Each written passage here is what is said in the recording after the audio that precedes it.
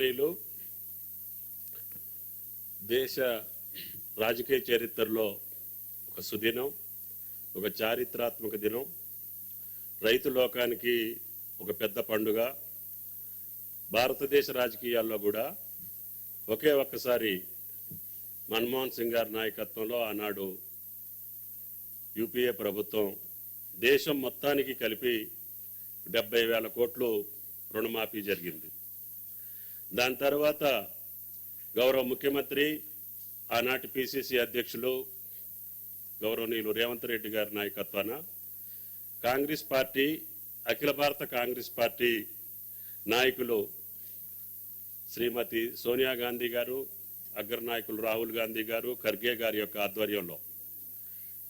ఏదైతే తెలంగాణ రైతు లోకానికి మాట ఇచ్చారో ఆ వాగ్దానాన్ని నిలుపుకునే భాగంలో ఎంతోమంది ఎన్నో రకాలుగా దీన్ని అపహాస్యం చేసినప్పటికీ, అవహేళన చేసినప్పటికీ,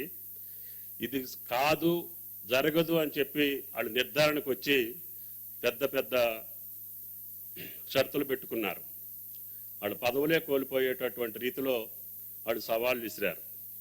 వాటినన్నింటినీ కాదని క్లిష్ట పరిస్థితుల్లో కూడా, ఆర్థిక పరిస్థితులు అనుకూలంగా లేకపోయినా, గత ప్రభుత్వ కాలంలో అనిశ్చితమైనటువంటి పాలన,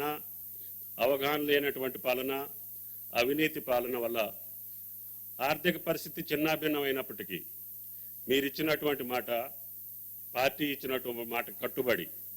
ఎన్ని ఇబ్బందులున్నా, ఎన్ని కష్టాలున్నా నేను ఇచ్చినటువంటి మాట కట్టుబడి మీరు పార్లమెంట్ ఎన్నికల సందర్భంగా రైతు లోకానికి ఇచ్చినటువంటి హామీ, రేపు స్వాతంత్ర దినోత్సవానికి కల్లా నేను 2 లక్షల రుణమాఫీ చేస్తానని చెప్పి అన్ని జిల్లా కేంద్రాల్లో, అన్ని బహిరంగ సభల్లో రైతు లోకానికి మీరు ఇచ్చినటువంటి భరోసా, దానికి అనుగుణంగానే రైతులు నమ్మి మనకి అధికారం ఇచ్చారు, తద్వారా మనల్ని ఆశీర్వదించారు. ఆ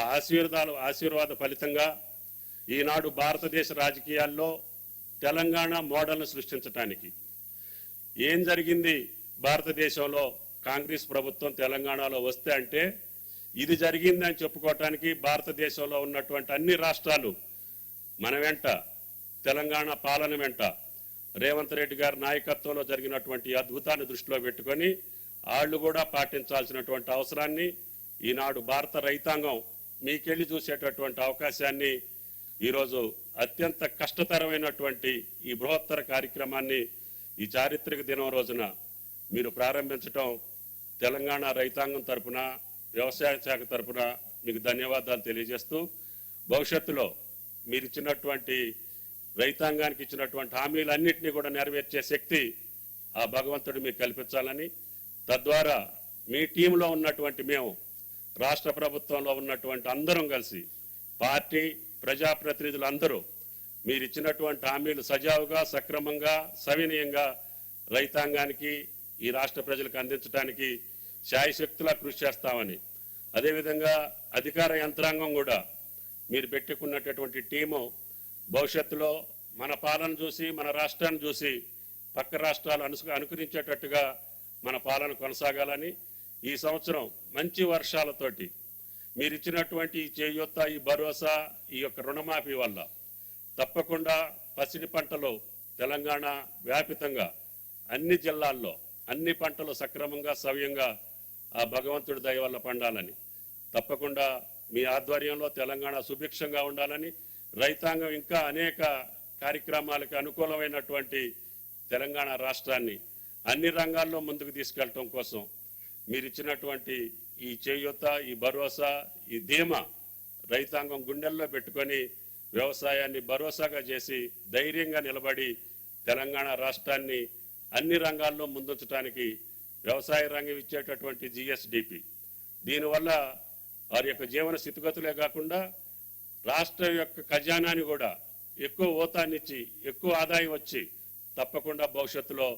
ఈ యొక్క తెలంగాణ రాష్ట్ర ప్రభుత్వం రేవంత్ రెడ్డి గారి నాయకత్వంలో, మా ఉప ముఖ్యమంత్రి బట్టి గారు, ఆయన కూడా నిద్ర లేకుండా చాలా రైతులు గడిపానని చెప్పారు. తప్పకుండా మీ ఇద్దరి కష్టం ఫలించాలని, ఆ రకంగా మన అధికారులు, చీఫ్ స్పెషల్ సెక్రటరీ రామకృష్ణరావు, ప్రధాన కార్యదర్శి శాంతికుమారి గారు, సహచర మంత్రివర్యులు, ప్రియమైన అధికారులందరూ చిత్తశుద్ధితోటి ప్రభుత్వం తలపెట్టిన కార్యక్రమాలను ముందుకు తీసుకెళ్లాలని, అదేవిధంగా ప్రకాష్ గారు ఎస్ఎల్బిసి ఈరోజు ఉదయం కూడా మాట్లాడారు. వారి యొక్క ఈ కార్యక్రమంలో ప్రతి పైసా కూడా రైతు చేతిలోకి పోవాలి, మీరు పాత బాకీలో వేరే అకౌంట్లోకి మార్చేటటువంటి అవకాశం లేకుండా వాళ్ళ అన్ని బ్యాంకులకి ఇన్స్ట్రక్షన్స్ ఇవ్వమని చెప్పాం. వారు సహృదయంతో ఒప్పుకున్నారు. వారికి కూడా అసలు రైతుల పండగ కంటే బ్యాంకర్స్ పండుగే పెద్ద గొప్పగా ఉంది. ఒకే రోజు 31,000 కోట్లు మీ ఖజానాకు వస్తున్నాయి, మీ దగ్గర నుంచి మా రైతులకు వెళ్తున్నాయి. కాబట్టి మీ చేయూత ఉండాలని, ఈ రాష్ట్ర అభివృద్ధిలో బ్యాంకుల యొక్క పాత్ర గణనీయంగా ఉండాలని చెప్పి కోరుకుంటూ గౌరవ ముఖ్యమంత్రి గారికి రాష్ట్ర రైతాంగం పక్షాన ధన్యవాదాలు, శుభాకాంక్షలు. తప్పకుండా మాకు భవిష్యత్తులో రైతాంగానికి కావాల్సినటువంటి ప్రతి కార్యక్రమాన్ని కేబినెట్ తోటి పాటు అధికారులతో పాటు మీరు పెద్ద మనసుతోటి సహకరిస్తున్నారు. తప్పకుండా ఈ శాఖకి ఒక గుర్తింపుని, ఒక ప్రతిష్టని, ఒక విలువని, రైతుకు ఒక గౌరవాన్ని తీసుకొచ్చేదానికి శాయశక్తులా మీతో పనిచేస్తానని చెప్పి విజ్ఞప్తి చేస్తూ థ్యాంక్ యూ సార్. నమస్కారం.